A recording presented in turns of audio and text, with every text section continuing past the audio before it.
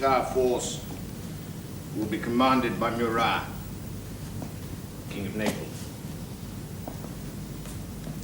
All preparations for this forthcoming campaign,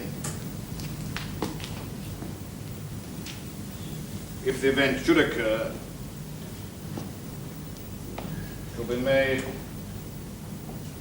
on the assumptions that these will be our initial dispositions. Read back from MacDonald. Marshal MacDonald will command the left wing of our forces with 30,000 men. His object will be to overthrow the Russian right flank and, if found advisable, besiege the seaport of Riga. The extreme right of our army will be placed towards Minsk, and it will consist of Austrian auxiliaries under Prince Swartenberg. Between these extremes will be the Grand French army, divided into three masses. The first will be commanded by the Emperor, under whom will be placed the army corps of Marshal Davout, Oudinot, and Ney, to number no fewer than 200,000 men, infantry and cavalry. The second will be placed under King Jerome of Westphalia, including the corps of General Van Damme, Poniatowski, and Rene, amounting to 80,000 infantry and cavalry. The third and central army of 100,000 men will be under Viceroy Eugene and will be directed to press between the first and second Russian army, rendering their junction impossible. The cavalry of the entire force will be commanded by Murat, King of Naples. All preparations for the forthcoming campaign, if such an event occurs, shall be made on the assumption that these will be our initial dispositions. Mark it highly confidential to all corps commanders. Yes, sir. See also that my memorandum on the methods of supplying the army while operating in Russia is delivered to all divisional commanders and above. In that connection, I want the Intendant General and his staff here tomorrow. Yes, sir. 4:30. That's all. Sir, the Duke is still waiting outside, sir. Yes. Fouché. You may show him in. Sir.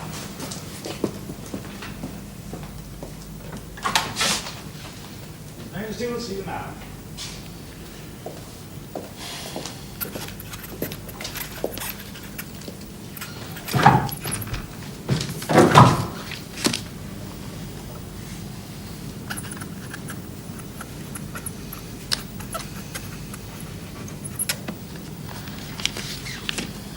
Well, Fouché, are you happy to be back in France? It was good of you to permit it, sire. Banishment is a tedious business. I thought you would have liked Rome. The air was very bad for my health. And then, you know, I never made friends easily. Only enemies. A chief of police expects to make enemies, sire. But then I never minded that since I was making them all in your service. You've made one too many, Monsieur le Duc.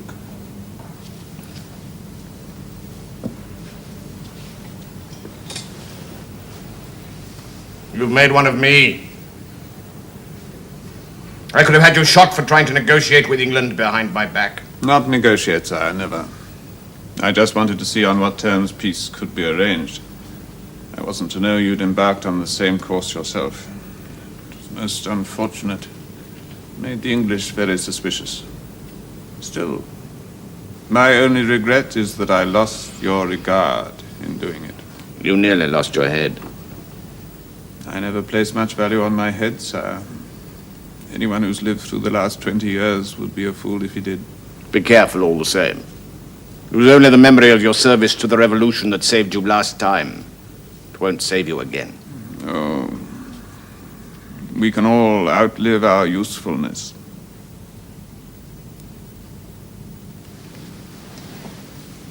You know, Fouché, I begin to regret a certain lack of firmness in dealing with you. No, no, sir. You'd have lost a devoted servant. But you yourself were always such a great believer in firmness. True. I've often thought Louis XVI would be alive and King of France today if he'd acted with firmness. As I remember it, it was you who helped him to the scaffold. Yes, sir. That was the first service I had the honor of rendering, Your Majesty. also rendered your last.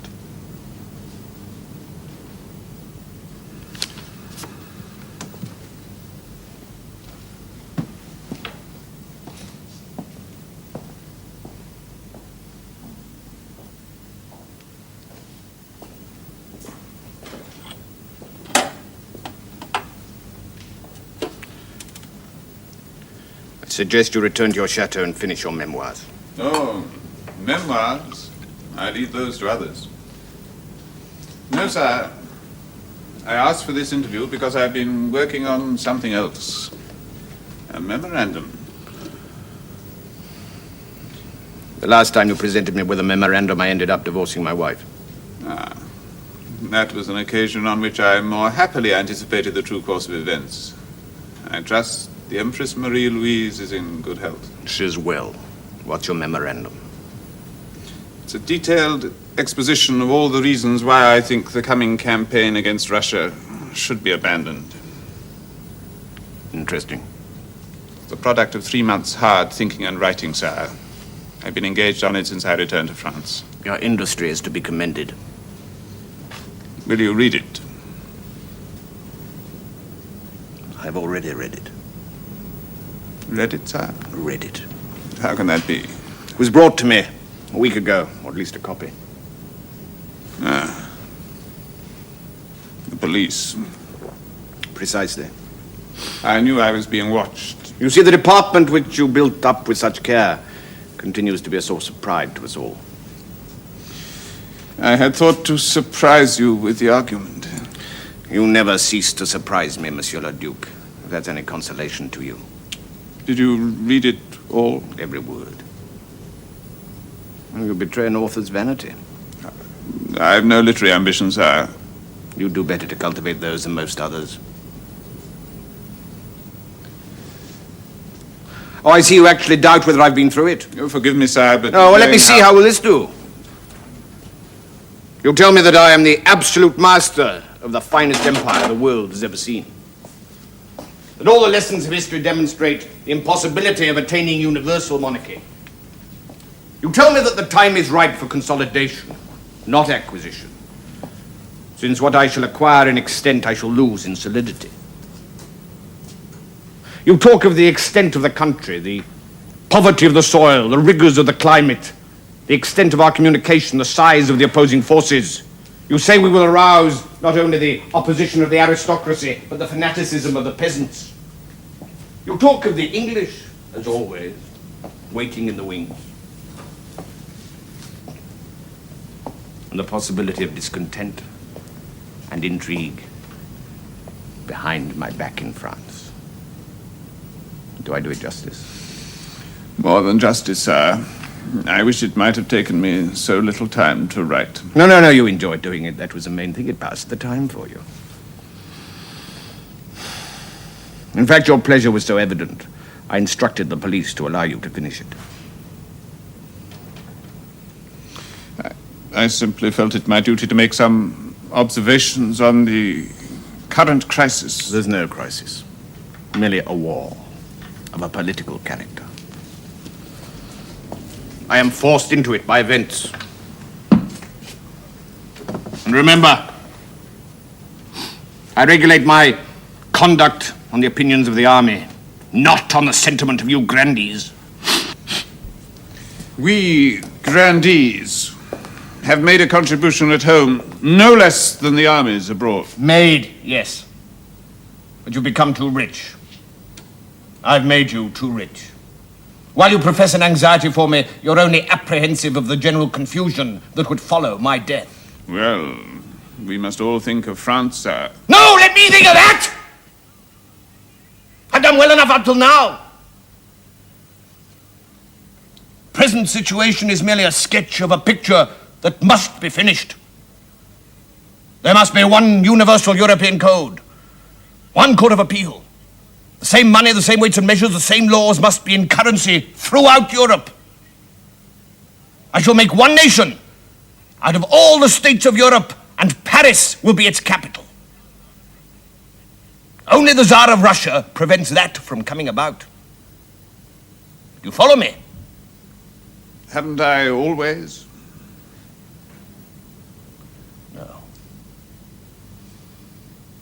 do not serve me well at this moment. That is because you think my affairs are in danger. But before the year is out, you'll do it.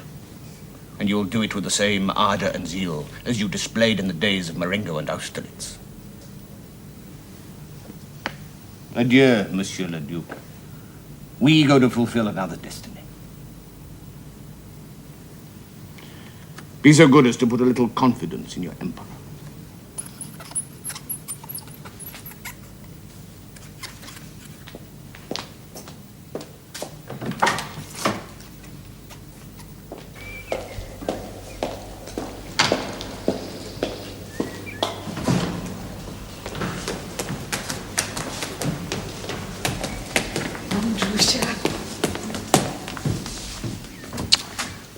How are you? I'm well. Did you have a good journey? It was a long one. You must be tired.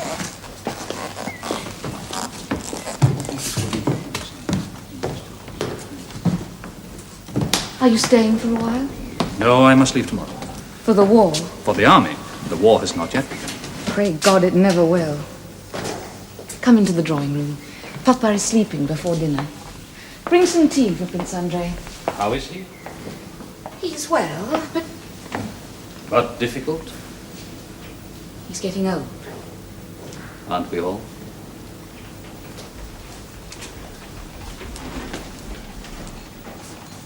How is my son?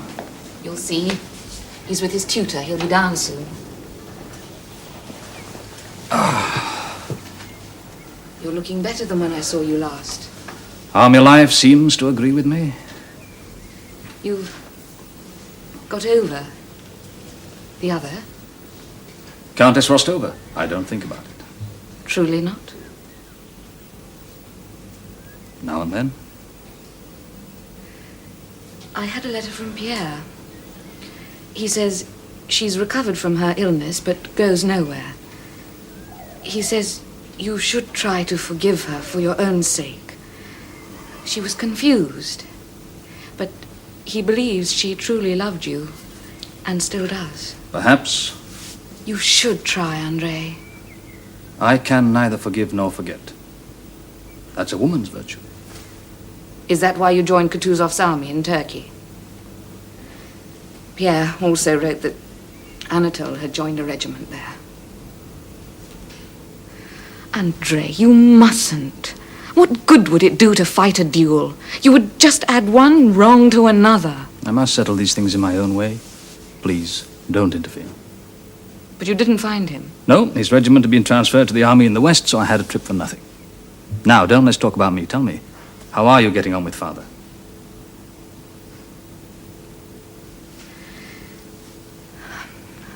Well, you know I hate to criticize him, but something has happened which does worry me. What is that? He's taken to seeing a great deal of Mademoiselle Bourienne. Oh, I'm sure there's nothing in it, and he only does it to make me angry. Why should he want to make you angry? I don't know. I know he loves me, but I seem to provoke him. He hates my dependence on religion. He thinks it childish, and I only do it to spite him. Has it gone far, this relationship with Bourienne? Oh, no. But he flirts with her in front of me, and she, poor creature, plays up to him. You should get rid of her. I never liked the woman. It's not her fault, really. And she has no one, and nowhere to go.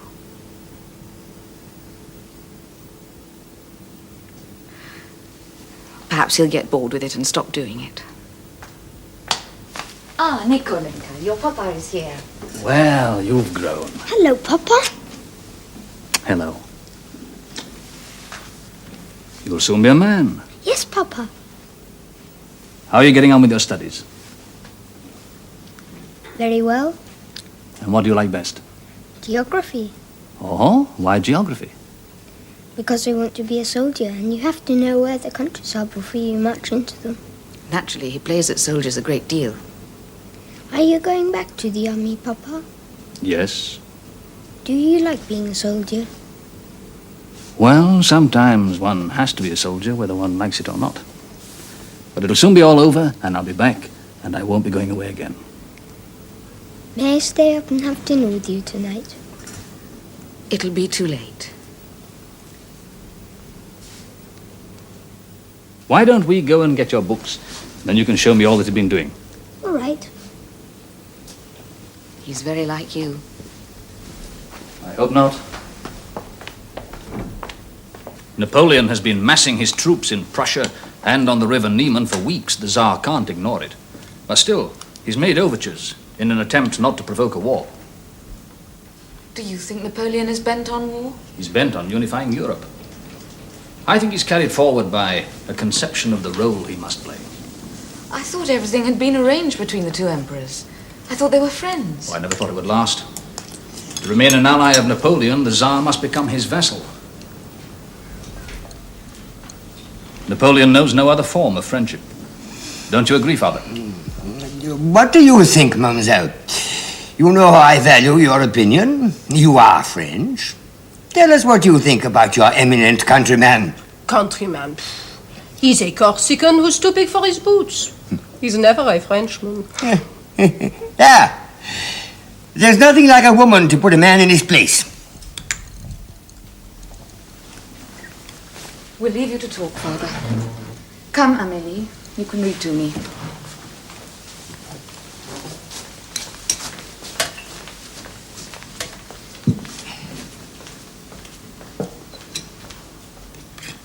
Kutuzov asked me to give you his respects. She does it deliberately. Who? Your sister. She interferes. I don't follow you. She hates me. Hates me. It's all that religious cant of hers. She hates me because I laugh at her silly beliefs. Why should you? Why should I? Why should I? You dare ask me in my own house? You've always given her the right to choose.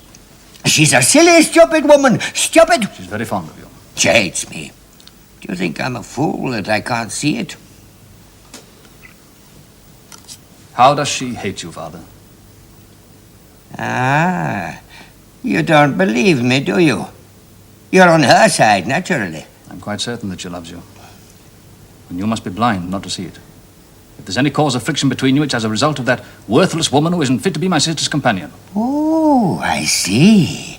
Been talking, have you? I can see for myself. Fool! She's the only one who has any feeling for me. I am not a fool, Father. And I don't believe she has the slightest regard for you. Who asked you? Who asked you to interfere? You brought the subject up, and I have a right to give you my opinion. Get out! Get out of my sight! I never want to see you again! Never, never, never!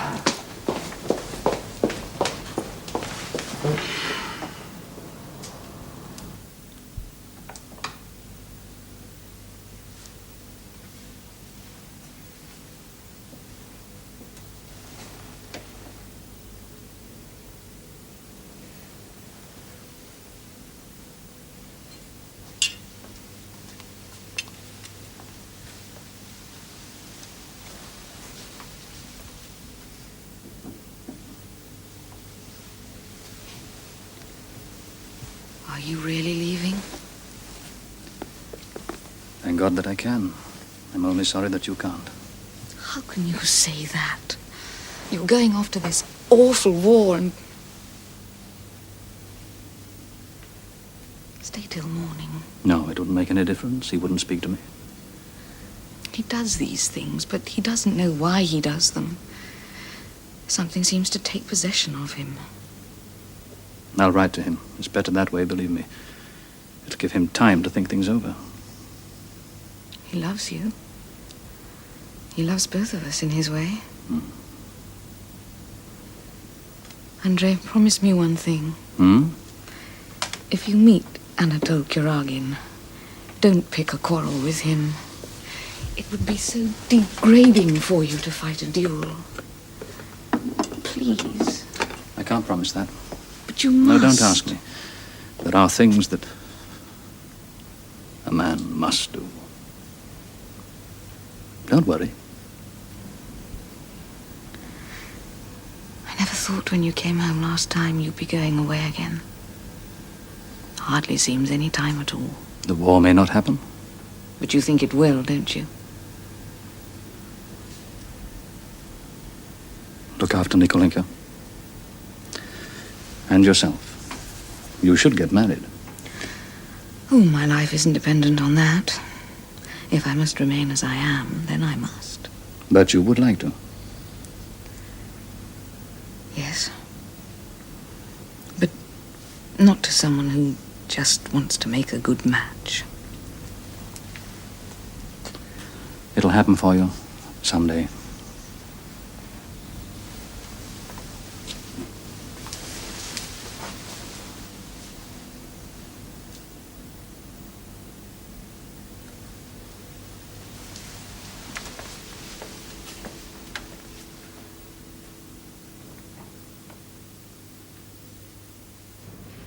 There is a rumour that we shall be moving tomorrow nearer to what will be the front line, but there is nothing positive yet.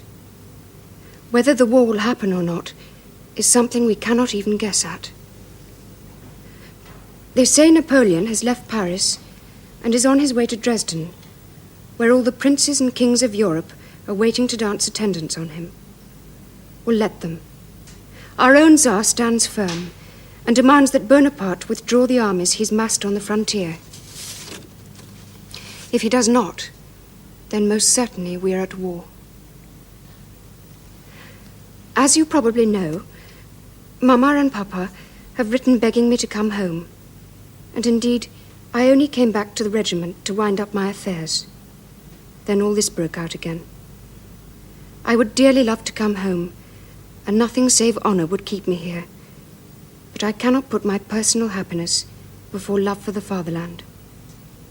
Isn't that just like him? Yes, it is. I do hope he'll be all right. We must pray for him, Sonia.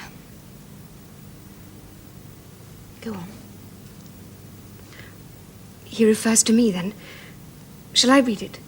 Yes. What does it say? But this will be our last separation. Be sure that directly the war is over, if I'm still alive, and you still love me, I shall give up everything and come to you forever. Oh, Sonia, I'm so happy for you. It's hard to believe. You don't think he's saying it because he's away from us all and feeling... No, I don't. Well, it's only what he said to me that night coming home from Uncle's. And to me in the barn at Christmas. Of course. But don't show it to Mama. No. Oh, Sonia, it's not her fault. You mustn't blame her. I don't. She's been very good to me. Well, go on. Tell me what else he says.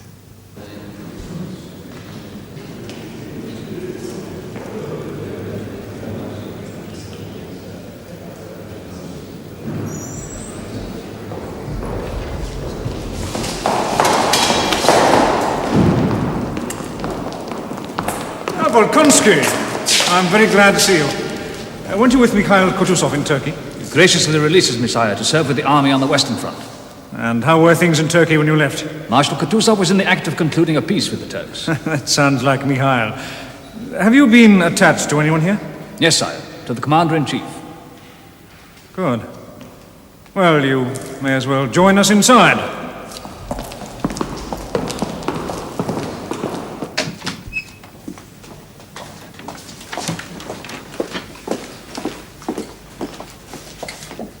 You are probably aware that my ambassador to Paris has been given his passports and sent home, and that the Emperor Napoleon has arrived in Dresden. And this inevitably brings the catastrophe of war closer. However, I am at this very moment doing all I can to avert it. I have appealed to the Emperor to withdraw his troops from the Niemen and to return them behind Prussia. In exchange, I have offered to look again at his continental system. More I cannot do. But there is still hope that our efforts will not be in vain. However, we must prepare for the worst. And so I brought you together for an informal discussion, not a council of war, on what should be our best policy in the event of the disaster happening. Full, perhaps you would like to begin. Sit down. But do let us all be brief. Well, there's no question in my mind. I had the full support of Colonel Valzogen and General Bentinka-Roda. The science of war requires us to do one thing, and one thing alone. If an attack comes, we must retire into the interior of the country, in strict accordance with the principles of war, and avoid open confrontation until Napoleon's lines of communication have been stretched to the limit. This, I imagine, will be somewhere in the area this side of Smolensk. Any other proposition, in my opinion, is madness. And what of my Commander-in-Chief, General Barclay de Tolly? Your Majesty knows I'm a soldier, not a diplomat. I can't say what can be settled without a war, but I can say this. If it comes, we must stand and fight. The question is where. We must look at the facts as they are. We must look at the map, look at the forces engaged. In my opinion, there is an advantage in avoiding a full-scale engagement too soon. Napoleon likes to win in one stroke. What are they talking about? How can there be such a thing as a science of war? What science is possible where the conditions of a subject are unknown and cannot be defined? Where even the strength of the forces engaged cannot be ascertained? No one can know with any exactitude the relative positions of the armies at any given moment. Sometimes a division of 5,000 men is as good as 30,000 because one soldier shouts hurrah and runs forward. At others, as at Austerlitz, 50,000 will fly from 8. So what are they talking about? Is a man a military genius because he knows when to order up the biscuits? He's called a genius because of the glamour with which the military is invested, and Napoleon is no exception. He thinks he commands 1,000,000 men, moving them here, there, and everywhere. But really, he follows them. They've not been brought to the borders of Russia by him, but by forces beyond our comprehension. A sudden upheaval that occurs regularly in the history of the human race, like the yearly migration of birds. Napoleon is just a straw thrown to the fore in the wind they make. He's just a banner that they hold aloft.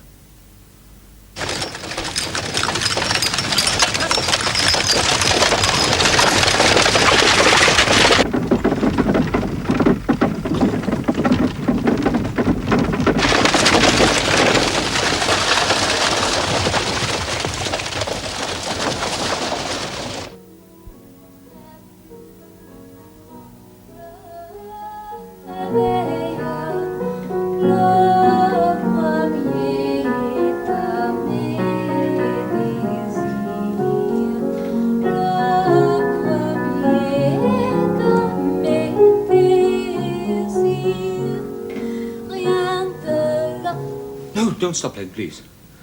I heard you as I came in. It was beautiful. I was trying to get into the way of playing and singing again. Quite right, too.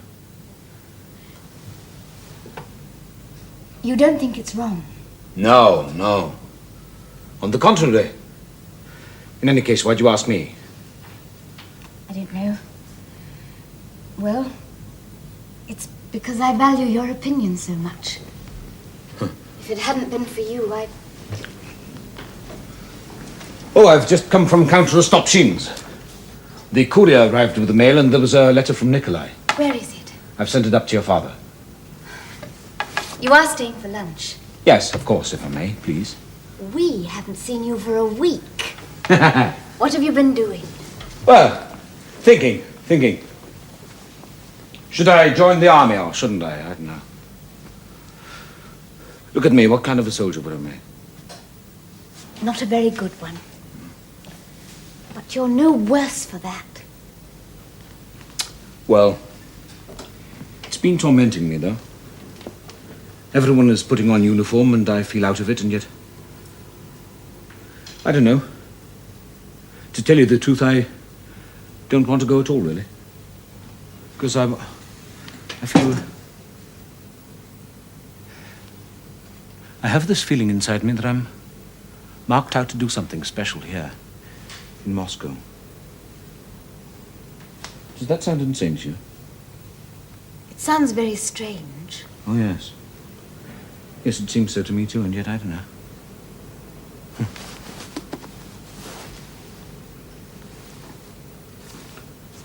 I don't know, perhaps I shouldn't tell you. No, tell me. Well, I've been poring over the Bible night after night. And I'm sure that the events which are about to happen are prophesied here in the Bible. Because I came across something in Revelations chapter 13, verse 18. Just listen. Here is wisdom. Let him that hath understanding count the number of the beast. For it is the number of a man, and his number is 666. In other words, 666. Can you make sense? Yes, I think I can. If the French alphabet is written out and given the same numerical value as the Hebrew, in which the first 9 letters are denoted by the units and the next by the tens and so on into the hundreds, you get what I've written out thus. Now, I discovered that if you give the exact numerical value to each of the letters of the words l'Empereur, Napoleon, you get exactly 666. In other words, 666. Now, in the same chapter, verse 5, it says,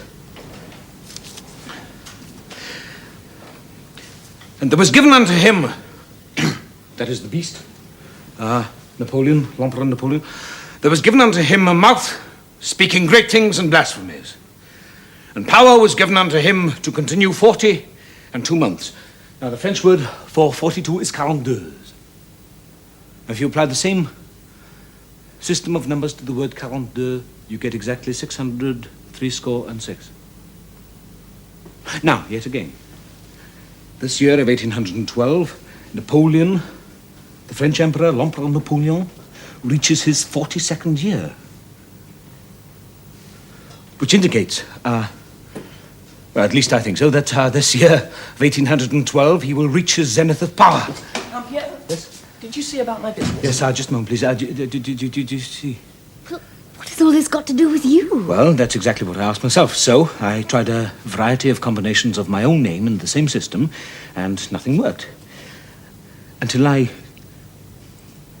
described myself as Le Russe Besuchov.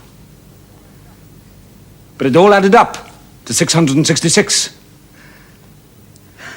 So, therefore, I concluded that Napoleon's destiny and my own destiny were in some way linked. Is it possible? It's ingenious. You don't believe it? Nor do I. And yet, I don't know, it's this that keeps me here, this belief that his path and my path will somehow cross here in the city of Moscow. A letter from Nikolai. Your mother's still reading it. What does he say? He's well and the regiment's in Poland. Well, lunch is ready. Any news? Oh, rumours. They say they've arrested a French spy in the city. I think he's a grocer. Oh, I keep telling the Countess she shouldn't speak French so much. It's not the time for it. Count Pierre, may I talk to you for a moment? What about? We're going to have lunch. He wants me to get him into the Hussars. What? The milk isn't dry on your lips. You want to join the army? But I must. You want to give your mother a heart attack? Stop talking nonsense. It's not nonsense. Fedor Oblyansky is younger than me, and he's going. You'll finish your studies. Daddy, how can I study when the fatherland's in danger? Oh, fatherland rubbish. Be quiet, I tell you. Go into lunch. Go on. What's happening to everyone? Boys of 16 running off to join the army? One son's enough, isn't it? Petya! I so enjoy your coming here. Well, I shouldn't come so often. Why? Why not? Because I have no right to.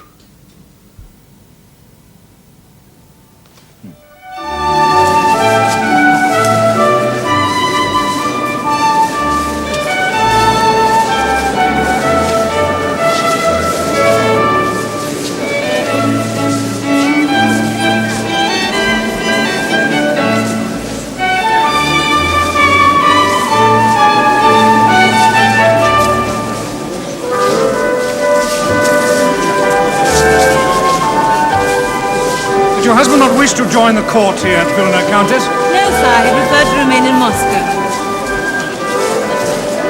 He is not with the army, then? Count Besuchov is not a military man.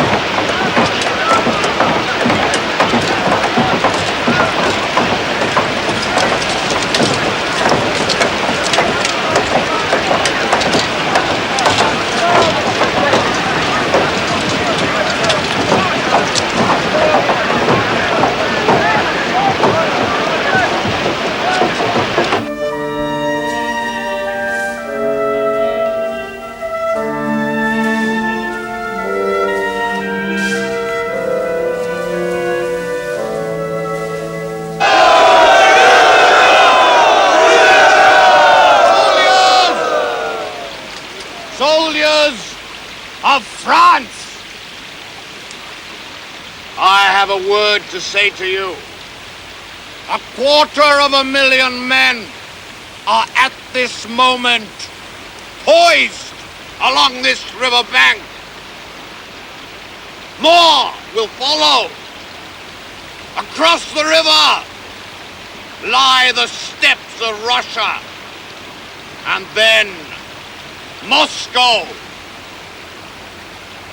Soldiers, Russia is dragged on by her fate. Her destiny must be accomplished.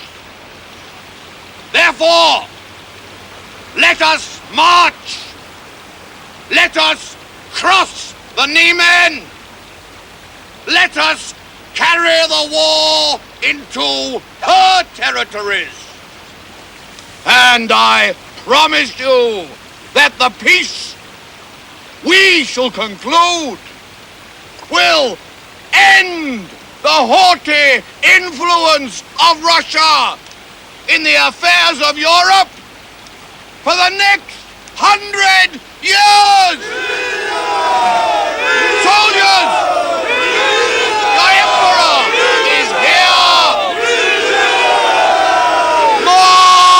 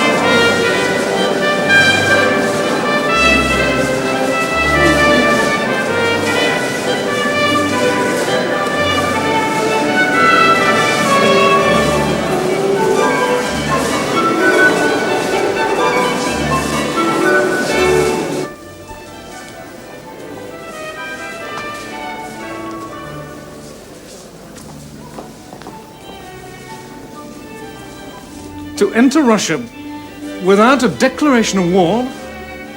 What barbarian is this? I will not make peace so long as a single enemy soldier remains in my country. Balashev.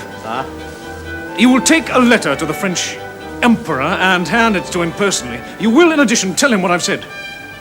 I will make no peace so long as a single enemy soldier remains on Russian soil. Yes, sir. Fetch quill and ink. I'll dictate the letter now.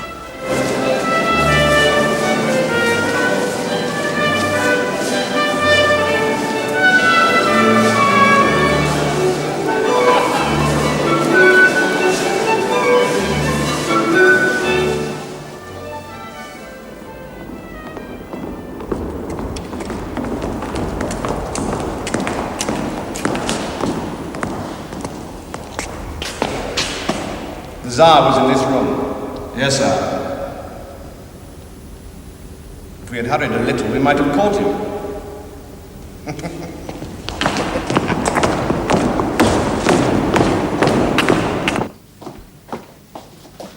General Balashev, sir. Personal envoy of the Tsar. Well, General, you're back where you started. You'd have done better to wait here for us. The Emperor ordered me to give you this letter, sir.